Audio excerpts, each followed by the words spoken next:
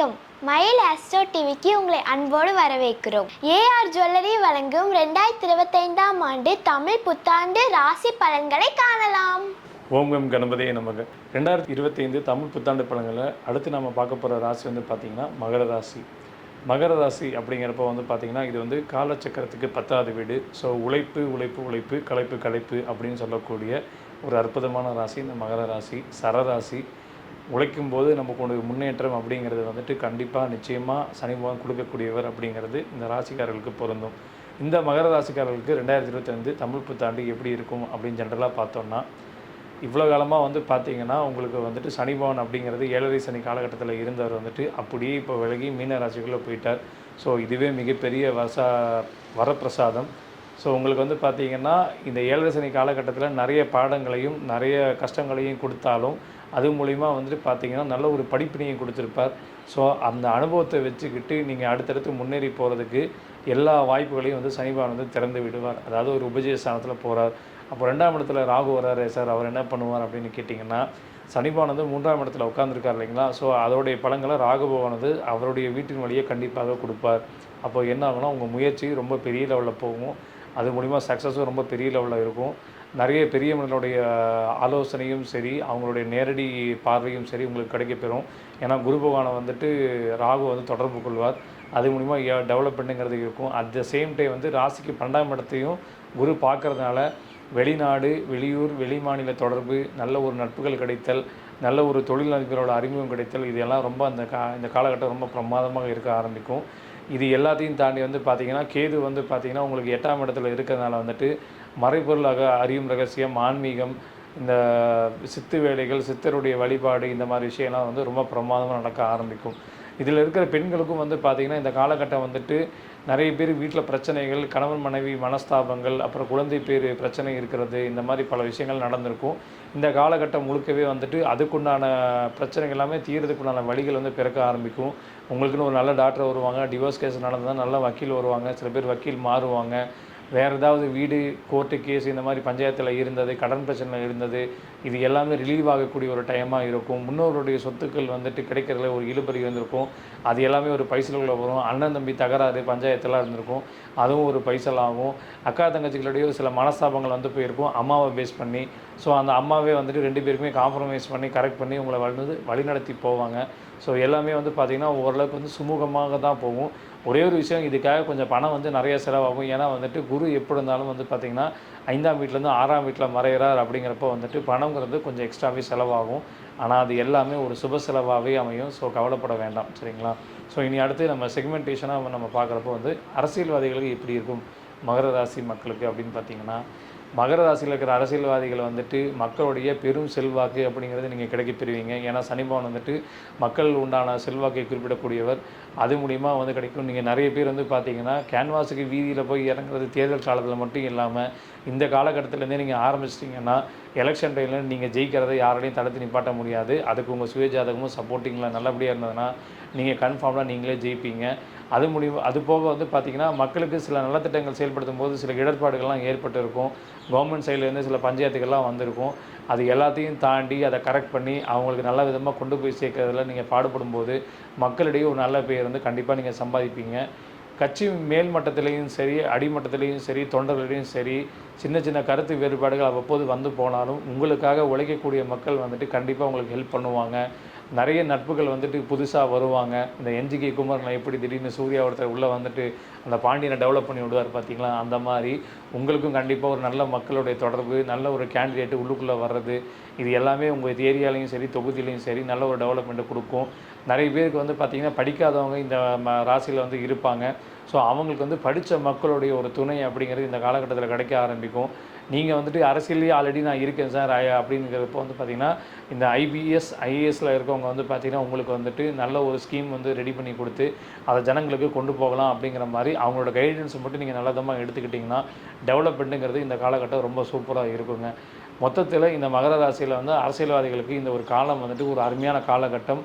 மெயினாக நெகட்டிவிட்டியாக ஒரே ஒரு விஷயம் மட்டும் சொல்ல வேண்டி வரும். ராகு 2ஆம் வீட்டில் இருக்கிறதுனால வந்துட்டு இந்த பெண்கள் விஷயத்துலையும் சரி, மாது இந்த மாதிரி விஷயத்துலையும் சரி கொஞ்சம் கவனமாக இருந்துக்கோங்க.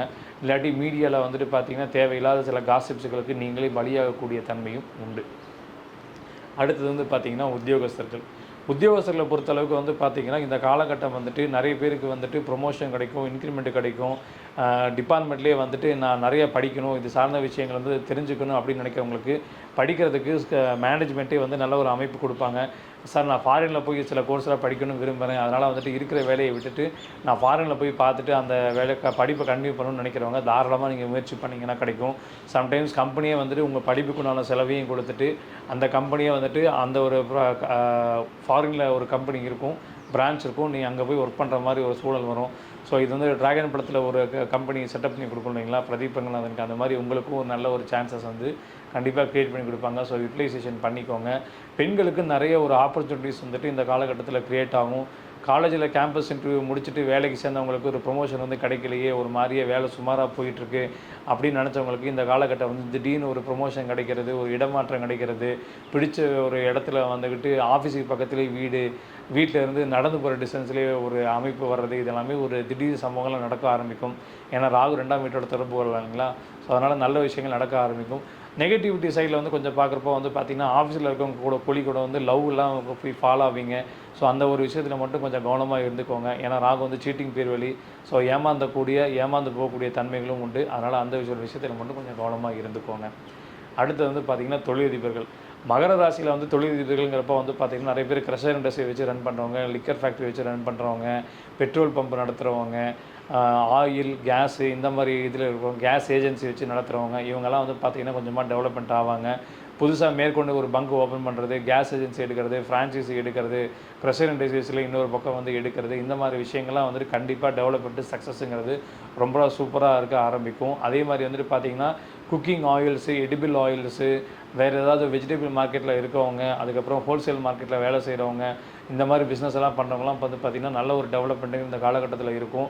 மெயினாக வந்துட்டு அரிசி வியாபாரமே வந்து பார்த்திங்கன்னா நீங்கள் வந்துட்டு அது வந்துட்டு ஆர்கானிக் அரிசியில் வந்துட்டு நிறைய பேர் வந்து மக்கள் ஒரு விழிப்புணர்வுனால வந்துட்டு அந்த அரிசியை வந்துட்டு நீங்கள் விற்கிறதுக்குண்டான விஷயங்கள் செஞ்சிங்கன்னா ரொம்ப பிரமாதமாக இந்த காலகட்டத்தில் இருக்கும்.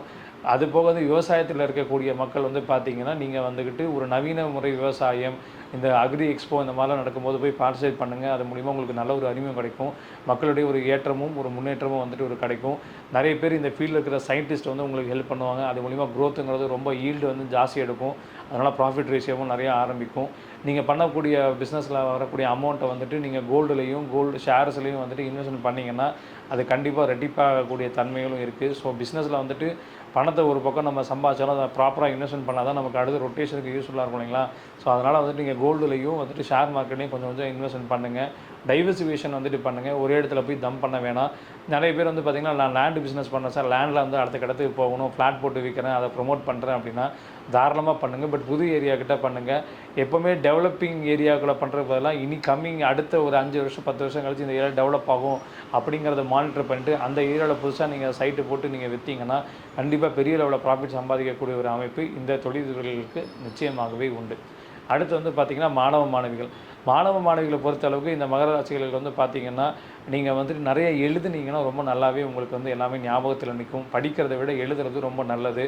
முடிஞ்ச அளவுக்கு வந்துட்டு பார்த்திங்கன்னா உங்கள் கூட படிக்கிற பசங்களை வந்து பார்த்திங்கன்னா மோட்டிவேட் பண்ணி படிங்க. அவனை டிமோட்டிவேட் பண்ணாதீங்க.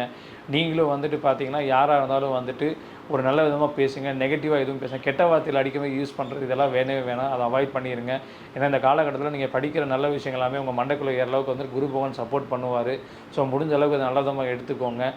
மேற்கொண்டு உங்களுடைய காலேஜ் டீச்சரும் சரி, ப்ரொஃபஸரும் சரி, ஹெச்ஓடியும் சரி, அவங்கக்கிட்டலாம் வந்துட்டு அப்பப்போ வந்து நோட்ஸ் எல்லாம் என்னதுன்னு கேட்டு எடுத்துக்கோங்க. லைப்ரரி ரெஃபரன்ஸ் எடுக்கிறது, லைப்ரரி கூட கனெக்ஷனில் இருக்கிறது, படிப்பு விஷயத்தில் நல்ல ஒரு முன்னேற்றம் கொடுக்குறது எல்லாமே இந்த காலகட்டத்தில் நடக்க ஆரம்பிக்கும். ஸோ மகர ராசிகளுக்கு இந்த 2025 தமிழ் புத்தாண்டு சிகரம் தொட வைக்கக்கூடிய ஆண்டாக நிச்சயமாக இருக்கும். இதுக்கு நீங்கள் செய்யக்கூடிய ஆலய வழிபாடு அப்படின்னு எடுத்துக்கிட்டிங்கன்னா பிள்ளையார்பட்டி கற்பக விநாயகர் கோயிலில் போயிட்டு ஒரு தடவை போய் அட்டன்ஸ் போட்டுவாங்க. விநாயகர் சதுர்த்தி நடக்கிறப்போ வந்துட்டு கொழுக்கட்டை செஞ்சுக்கிட்டு உங்கள் தெருவில் இருக்கக்கூடிய குழந்தைங்களுக்கு கொடுத்துக்கிட்டே வாங்க. அது மூலிமா நல்ல ஒரு டெவலப்மெண்ட்டுங்கிறது கிடைக்க ஆரம்பிக்கும். மேற்கொண்டு வந்து பார்த்திங்கன்னா நீங்கள் வந்துட்டு ஏழை குழந்தைகளையும் படிப்பு செலவுகளுக்கு நீங்கள் உங்களால் முடிஞ்ச என்ன உதவி பண்ணுறீங்களோ அது எல்லாமே வந்து உங்களுக்கு நல்ல விதமாக ரிட்டர்ன் ஆக ஆரம்பிக்கும். பெரிய பெரிய கம்பெனி ரன் பண்ணுறவங்க அவங்கக்கிட்ட வேலை செய்கிற எம்ப்ளாயீஸுகளுக்கு அவங்களோட எஜுகேஷன் செலவை நீங்கள் எடுத்துக்கிட்டிங்கன்னா உங்களோட பிஸ்னஸ் டெவலப்மெண்ட்டு ரொம்ப சூப்பராக இருக்கும். ஸோ மொத்தத்தில் மகரம் சிகரம். நன்றி. Co-sponsor AI Tech Photography, Coimbatore, Chennai, Bangalore. Sri Krishna tour and travels Coimbatore. நம்ம மயில் ஆஸ்ட்ரோ டிவியை லைக் பண்ணுங்கள், கமெண்ட் பண்ணுங்கள், ஷேர் பண்ணுங்கள், மறக்காமல் சப்ஸ்கிரைப் பண்ணி பெல் பட்டனை கிளிக் பண்ணிடுங்க.